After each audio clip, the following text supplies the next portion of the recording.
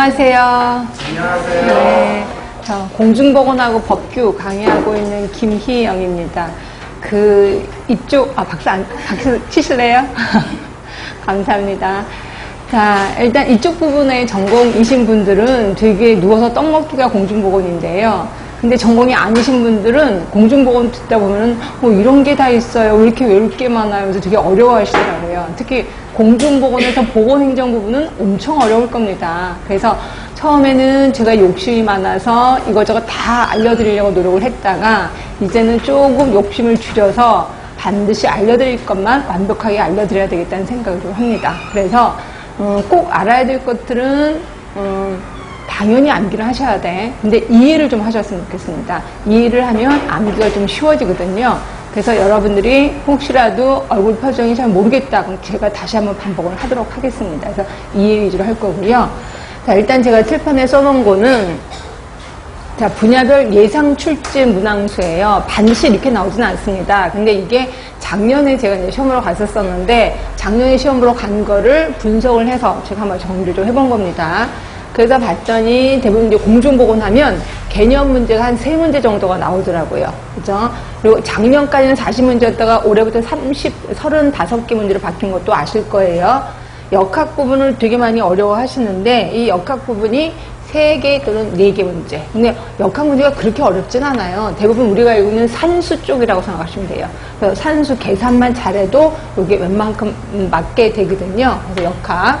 근데 감염병 관리가 은근히 많이 나옵니다. 근데 감염병 관리 쪽에 이게 암기하는 게 되게 많거든요. 그죠? 그런데 그 암기를 노리는 문제들이 꽤나 많아서 이게 조금 골치 아프긴 할 거예요.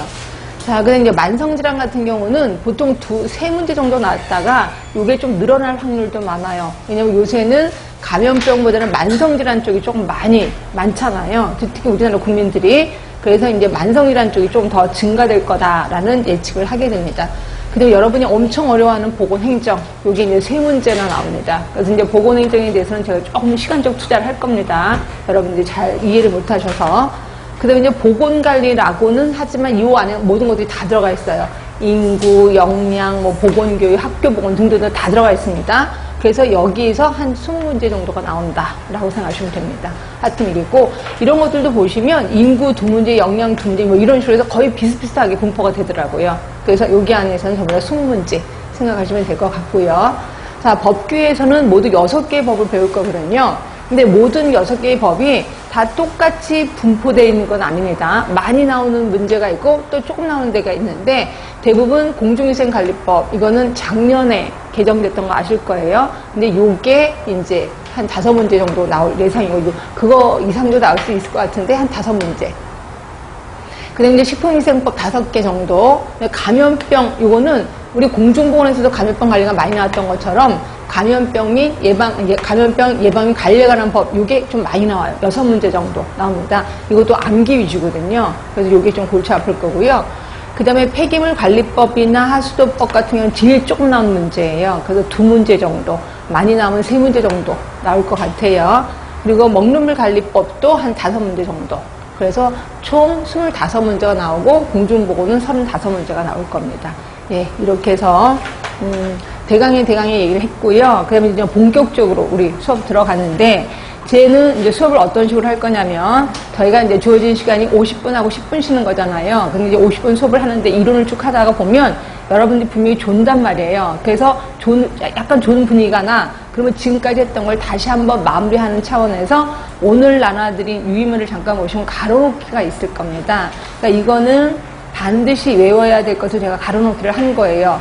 자, 가로놓기의 매력은 비어있을 때 매력이 있는 겁니다. 다시 말해서 답을 여기다 직접 쓰시지 마세요. 그러면 일회성이 됩니다. 그래서 여기다 쓰지 마시고 다른 여백에다가 답을 쓰세요. 그리고 길거리 다니면서 이걸 좀 들고 다니면서 쭉 보고 가로 안에 정답을 머릿속에 떠오르게 하는 거죠. 그래서 이게 효과가 좀 많이 있습니다. 그래서 항상 공부는 책상에 앉아서 럭셔리하게 하는 게 공부가 아니라 다니면서 길거리 다니면서 쭉 보고 생각하고 쭉 보고 생각하는 게 이게 실용성 있는 공부라고 생각하시면 됩니다. 그래서 그런 면에서 가로놓기를 좀 활용을 좀 많이 하셨으면 좋겠고요.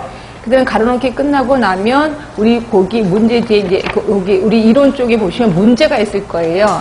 근데 문제에 정답도 있고 해석도 다 있거든요. 그래서 이거를 다 풀어드리진 않을 거고요. 조금 어려워하는 거, 그리고 또 반드시 알아야 되는 거, 그거 위주로 조금만 풀어드리겠습니다.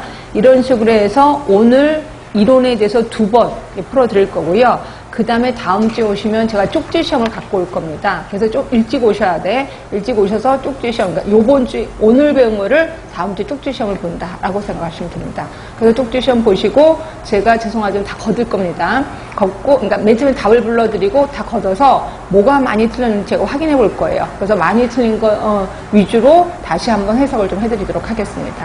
결국 같은 내용을 3번이나 반복을 합니다. 이러다 보니까 외울 수밖에 없다라고 보시면 될 것 같고요. 이왕 우리 시험 보기로 했으니까 철두철미하게 준비해서 한 번에 통과하는 게 제일 좋을 것 같아요. 예, 그게 잘 따라와 주시면 제가 도와드리도록 하겠습니다. 자, 그럼 우리 이제